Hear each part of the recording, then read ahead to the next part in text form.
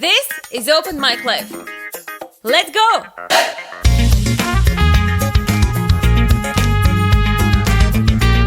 Welcome to this week's episode. We have a very special guest coming.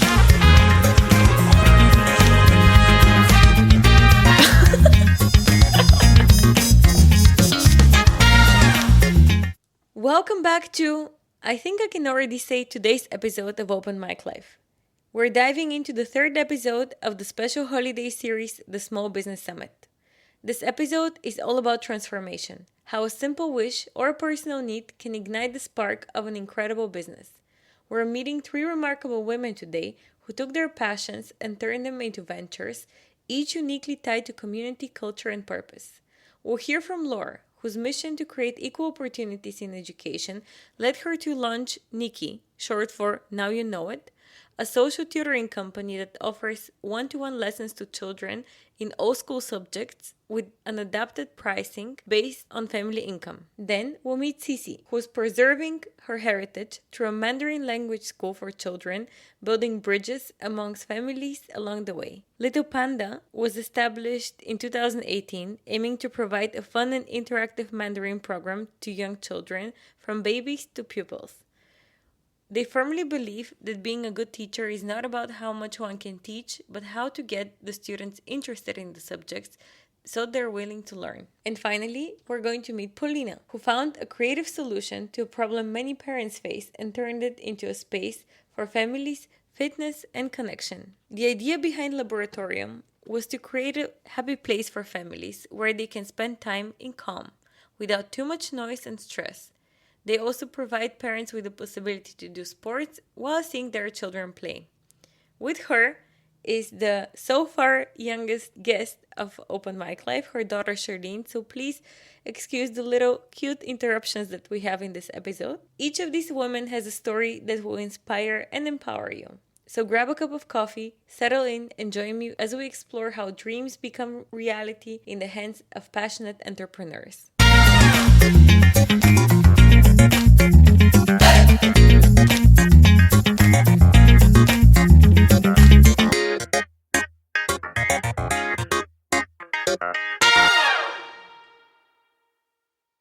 Welcome to Open Mic Life. I'm very happy to have you all here. How are you doing?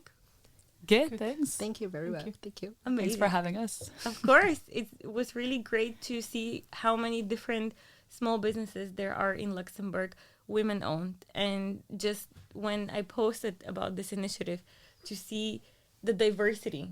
And today with us we have Laure, Cici, and Paulina. And they're focused in different industries. But as I said before, what brings them together is their drive to do something on their own. And we're going to start with Laure. So welcome, Laure. Thank you. You have a social tutoring company. What I found really interesting is that you adapt your prices based on the family's income. Absolutely. So what moved you to do that? Was there a specific instance that gave you this idea? So basically my first experiences were both on the charity side. So I worked in different charities here in Luxembourg. And I also worked with a company for their CSR strategy. Okay. And I realized that, we need to find a happy medium between bad companies that just give a bit of money on one side and good charities that just do everything for the good reasons, or so as the image that we have on the other side. And we need to have social initiatives that are financially independent, because the biggest problem of traditional charities is that they are fully dependent on the donations that they will receive. So what will they do if one year they do not have enough donations, but they still have a mission to accomplish? And so that's the whole purpose of social entrepreneurship. And when I discovered that, when I finished my studies, my master's degree, I thought, oh, that is exactly the solution that we need to implement, having these independence, financial independence of a business, and at the same time, this social impact of a charity. And so during my last internship, so I was working in a charity helping children with cancer, and we had some person coming. It was a teenager coming in, which I didn't know. So I asked my colleagues, who is that person and why is he coming? And they said, oh yeah, it's just someone coming for some tutoring for one of the children that we're helping.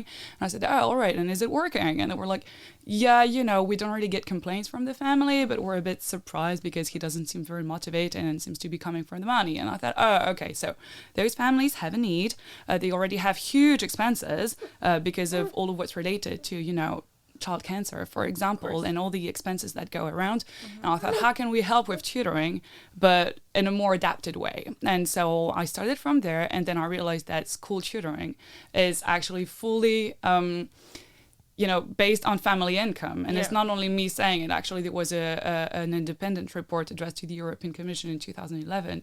And they said that school tutoring is one of the major factors of social inequalities because families who can afford the best lessons and the most lessons will be privileged families, while underprivileged families will just stay in a complicated situation where they won't get external support. And so I decided to do a pricing strategy where we adapt our prices based on family income. So we have a standard price that's aligned with what other companies do on the market, but then we adapt the prices with discounts from 10 to 100%, meaning that some families will receive free lessons with us, knowing that the tutor that is helping them is always being paid the same price, rather they go see a family who pays the standard price or a family that pays nothing at all. Because we want to make sure that all families are receiving the same quality of tutoring. Yes, of course. So that's where it came from. Of course, because then if you are already in a privileged position and can get the best education, then you become even more so privileged. That's exactly it. That's really great. But we also have somebody else who is focused on kids today with us, and a completely different niche, so to say. So Cici, welcome to the podcast. And your passion is to teach Mandarin to young kids. Yes. So where are you from? I'm originally from Beijing, China. Okay. And when did you come to Luxembourg?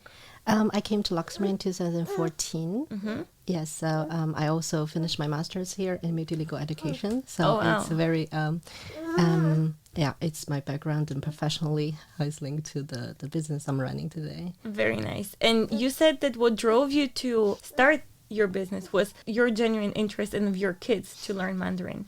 Yes, initially that I gave birth to my baby girl in 2017, and I started to realize that children from mixed culture families have this challenge to maintain their connection with their heritage. Mm-hmm. So we were so I initiated the group with a bunch of other families who has either both Chinese parents or half Chinese parents, or and both parents are not second generation immigrants. And so we were a group of 7, 8, and when we were just sit together and we sing songs, and I would tell the story to the kids, and we play together. So it was the environment that how I started the Little Panda group. Wonderful, and it's a very cute name, if I might say so. Thank you. I'm wondering, because it's such a niche business, did you ever think, well, are there enough people here that I can actually start a business for this? That's a very good question. First of all, my clients were my students and not necessarily from a Chinese background, not as how I initially started. So currently that we have over 100 students registered. That is all exactly our target. So we really back to I think it's very interesting children, because our class is like that. Our babies are from an 18-month that we joined the Little Panda group, and so they are we have a maximum of 8 babies at one group. And sometimes they cry, sometimes they are not happy with what I was doing. Yeah. But it's very neutral. It's all part of the process. And I will never think young babies needs to be disciplined in class. And so for sure. So that's our approach. That we do interactive, and we are always fun, and we're engaging, and we are completely in a very happy try to be a happy moment. Yes. I just wanted to bounce on the questions that you asked about being niche and maybe too niche. Actually, I would say it's sometimes the exact opposite. When you want to answer the need of everyone, then you answer the need of no one. Yeah. And that's actually a mistake that I made when I started my business, because I wanted to say yes to everyone and to make sure that everyone would feel like, you know, they can be involved. And so I was saying, you know, we're doing tutoring, but we're also doing language lessons for adults, and we are also doing, and I was trying to cover everything exactly so that everyone would feel concerned.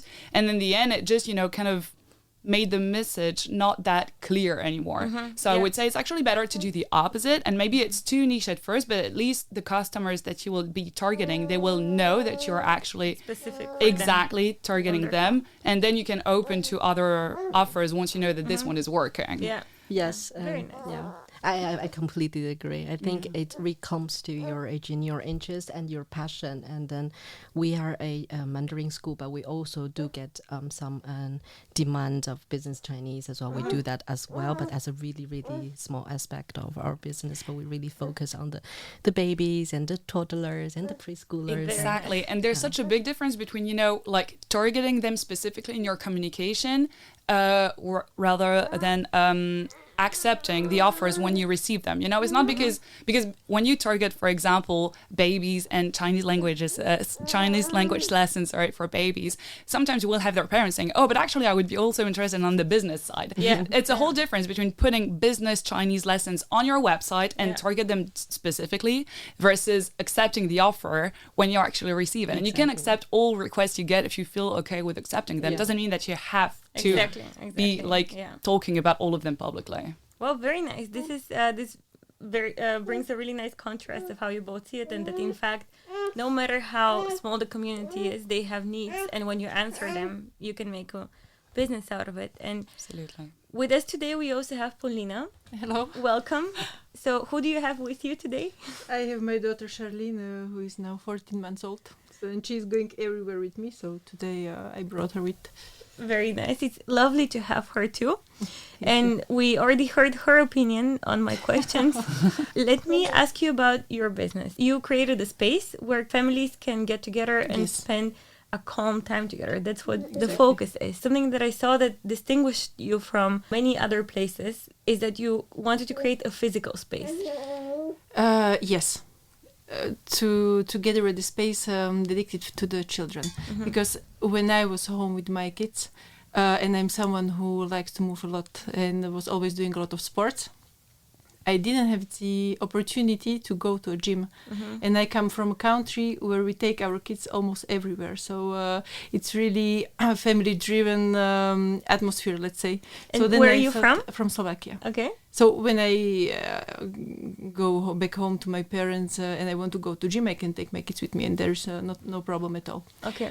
So then I thought, once when I will open a space, I will give this opportunity to moms to do their sport while the kids are playing, and they can feel comfortable in that space, because they see their children and they do not need to be separated. Yeah. Which was the whole idea behind Laboratorium, which started already before in a restaurant where we started to do with a friend of mine some specific events for families, where we really wanted to include everyone to have a quality time all together. Because this is what I was always missing in Luxembourg, like to go somewhere, not to a shopping center, where you can spend the quality time with your kids while chatting with your friends, for example, and everyone is together and you do not need to put your child somewhere behind the wall. Yeah, for example. That sounds exactly right. And what you see a lot in different countries is that you have these spaces or gyms where there is childcare included. And you said that you come from a country where this is, you know, normal. the norm, exactly. Yes. So probably because there is so many expats here, they maybe share your experience and we're missing this place. From what I see, and also the feedback from the moms, they are very happy because they can come, they have a calm time with their kids. We work with the reservation system, so we never have too many kids inside because we don't want this noise, you know, and the overstimulation of kids. And this is what I never liked in these kid spaces, that there was a lot of noise, and then for parents it's a nightmare. So because it stimulates you in a different way. Too much and too many lights, and it's dark. So we have daylight, and it's really a cozy atmosphere where you can just spend 2-3 hours as you wish with your children, and everyone enjoys. I have also more serious questions for you, but is the bad weather an additional inspiration behind creating a space like this? Not really, but to be honest, it helps. It helps It us helps because but myself, when there is sun outside, I'm not going in indoor playgrounds. I am always trying to go somewhere to the woods and so on, because then the kids needs to use their energy somewhere in a good way. But it's It helps. It helps. It Okay, helps. great. I want to ask you all a little bit about the communities that you're creating. And maybe, Laura, we can go back to you. How do you see the community that is being formed around your business? I actually see that we mostly benefit in some extent from the community that families have around them, because what I notice is that tutoring is a lot of people are a bit ashamed of needing tutoring for their children, because it sounds like, they're not doing well enough at school, which is why I need extra help. And we notice that actually they really need recommendations, and they really need to have recommendations from people they trust. And so that's how we get involved in communities mostly. So when I say we benefit from it, we also give, of course, back to them. But it's also that we see that when one parent is happy, they don't hesitate to share it around. And then we end up pretty much knowing all the family or all the neighborhood. We get sometimes cousins, we get neighbors, we get people who know each other and who are like, what's nice then is that in our in the corridor in our office, children, no, actually they already chat together. They're like, oh, hey, how are you today? And it's nice. So nice to see that they just, they don't see our offices as one more school that they have to go to. And actually we decorated it so that it doesn't look like another school. But they really have this approach of like, oh yeah, that's another place where I sometimes meet people I like. And, they just get to discuss a little bit together, sometimes in the corridor and things like that. That's so wonderful. We see that, exactly. That's the community we create. And also, so now it's been like almost 7 years that I started Nyki, and I realized that some needs of the families or some questions of the students are coming again and again. And so 2 months ago, I decided to start a newsletter as well to share some of those information that families need. So sometimes if I give you the latest example, it's just to share some ideas of educational Christmas gifts that are not going to be completely useless and thrown in the bin after 2 months. Sometimes it can be answering questions like that, and sometimes it's more school related, like for example one of the previous editions was about the mistakes that are all so commonly made for preparing exams. So that's the community that now I'm trying to build, is to allow them to have an open space where they can actually also write. There's a comment section, so they can see the comments of each other. So it's also somewhere where they can also add up on what each other is going to say. So okay, that's really nice, and that's one way from what you said before to look at it. You of course create the community around you, but you also tap into their communities and you see what their needs are. It's really nice. That's very good. Something that I have not really experienced so far is finding people that I can really connect with from Bulgaria here. So, and I have seen other countries and other nationalities that really have a wonderful community. Hi, Shirley. Does it feel strong and powerful to have people from your original country here? And does it make you feel more at home to have them also here? Definitely. I think to have people from your same background and culture, understand the same culture, culturally wise, understood each other easier. And of course, it makes me feel more comfortable also in the country that it's not my origin. From Little Panda, that I see that the people who join our class are not necessarily from a Chinese background, and actually majority are from everywhere else. Okay, that's very interesting. So like even the children. all the children are actually not native Chinese speakers. Okay. Yes. So actually, I do see myself almost like a culture translator or this like mediator in between, like to connect the people who are interested in Chinese culture with the Chinese community. So we do, of course, in the seasonal festivals, we have big gatherings. Year. Yes, Yeah. we connect people who wanted to know more and curious about the culture but don't know the way. And then through our lessons, through the courses that we offer for the babies. Yes. And the parents are also very involved as well. Actually, they join with the babies and they're learning all together. And then we see each other also in these big events. And every time there's a big festival, Spring Festival, and Mid-Autumn Festival, and all these festivals. So I see myself as a very important role that I bring people, connect people together. It really as a sounds very- like it. Yes. It really sounds like it. And not only that, but also perhaps as an ambassador of this culture. Yes, Yeah. that would be very, Very good nice. word. Very nice. And Paulina, because Cici was talking now about how she can see that the parents are communicating more with their children in this way, do you think that with your business, you're helping parents connect with their children in a different way? You already see many families coming together and playing together, meaning that you have the dads who will go to the structures with their children or play the laser game all together. So they come together as a family. The parents can take a coffee and then they always play with their children through the visit. Okay. We have also some animals which we show them, and then creates really a great atmosphere. And you have the families which are coming back and coming back and coming back because they feel good in our space. And also there is a community of people which I created thanks to this kind of activities, which became friends. And without these people, I would be never able to do what we are doing today. That's wonderful. Because with so many activities, it's just difficult to combine all together. Because this laboratorium is just a hard project. It's not my main activity. It's just something which I always wanted to do, and it's my fourth job, let's say. So it's an everyday run. But someone asked me if it's really worth all this energy, and it is.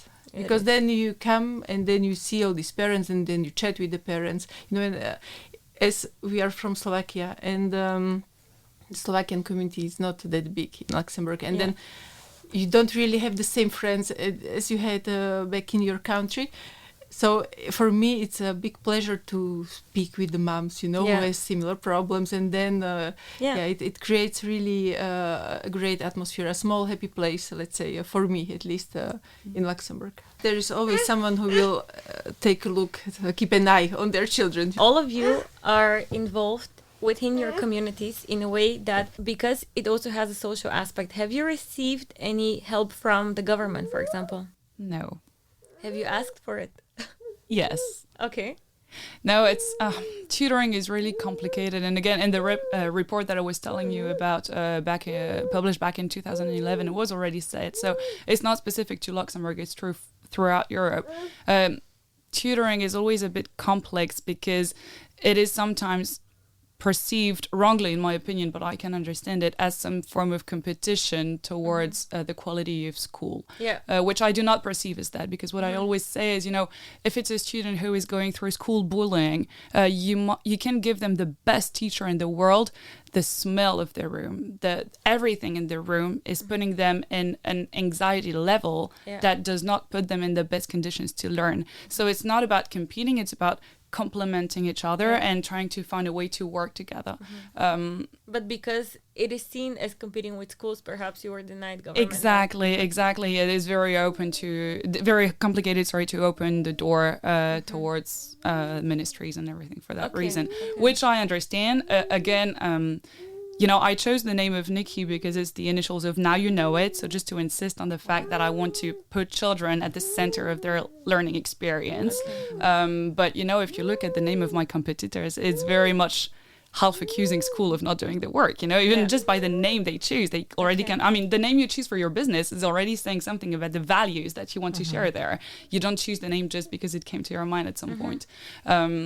So I fully understand the position, because historically school tutoring has been positioning and marketing itself as complaining what school is not doing well enough. That is absolutely not my position, but I have to prove them that that's not my position before I get any door open, and that apparently takes a lot of time.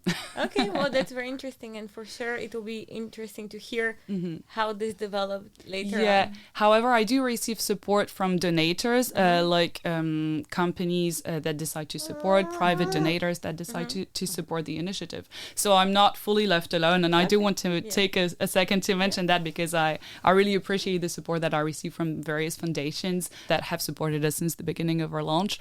So I think financially we are quite independent, and as similar as Paulina, this is not my only job. So I think my passion also supports my business as well.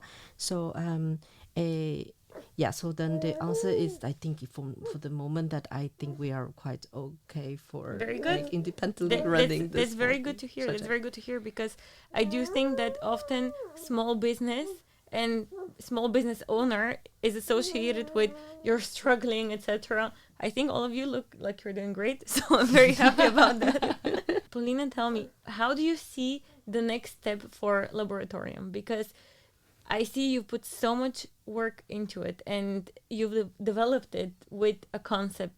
Is there a next level that you want to reach?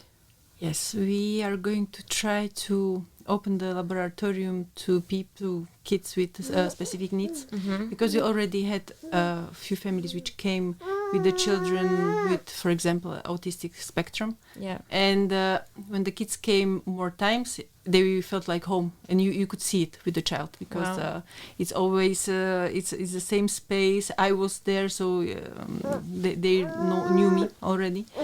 So this is our next step, and then during the week to create mom groups for moms who are home with their children and they want to come to play and have a coffee. Yeah. So with some workshops for the kids, which I am not able to do, but it's a friend of mine who will do with the little ones. Okay. So this is now the project for 2025. I will need to reorganize a bit my time schedule. I have 3 kids, and it's really everyday run. Yeah. But I think with a bit of organization, we will go again a bit further to do something good. Very nice. Very nice, and I'm looking forward to coming back and telling us more about the next steps. So before we wrap up, you already told us your dream for the next step. Laure, can you tell me your dream for the next step? To be able to answer all the requests we receive, no matter where they're located in Luxembourg. Because for now, it's always a bit complicated to have a team of tutors who can cover absolutely everywhere. My dream would be that we can find first best solution for every student that reaches out to us. So if they ask for in-person home-based lessons in Vianden, my dream would be that we can just really meet each of our students' needs at the very, very best. Our next step will be a bit similar as Laure, that we wanted to also to have a ability to cover also kids from different regions of the country and then far. And currently we have babies and toddlers, they drive with their parents, obviously, from the border countries, and so it's really to our office, to our classroom. So we would be it would be ideal if we could open another space somewhere else, and then we'll be closer to other families that be far from the center of the city of Luxembourg. Okay, very nice. So you'll also come back and tell us more about it, I hope. Well, sure do. Thank you. And before we wrap up, can you share your experience of being part of this project?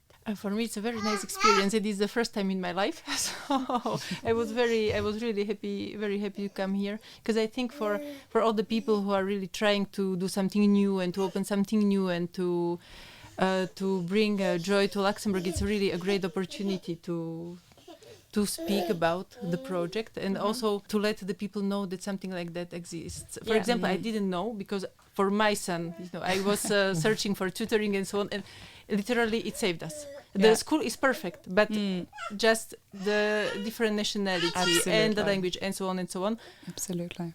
I did it for 4 years, and it saved us completely. So Exactly. if I would knew that you exist, so I think it's really, really very nice initiative from your side, and thank you very much for letting us participate. Of course. I agree, and I would say you're opening the door to new dynamics. You're opening something great, and I look forward to the next episode. Wonderful, wonderful. Thank you very much. Thank you very much for bringing us together. That I think this conversation is really inspiring, and we do have the possibility to, talk our ideas out and then discuss with each other, and then that's really a nice initiative. So I will listen to other episodes. As well. I hope so. Thank you all so much for coming. I wish you happy holidays. All the best. Thank you. A lot of success. Thank you very much. And Thanks. I look forward to welcoming you back. Absolutely. Thank you for tuning in. See you next week on Open Mic Life.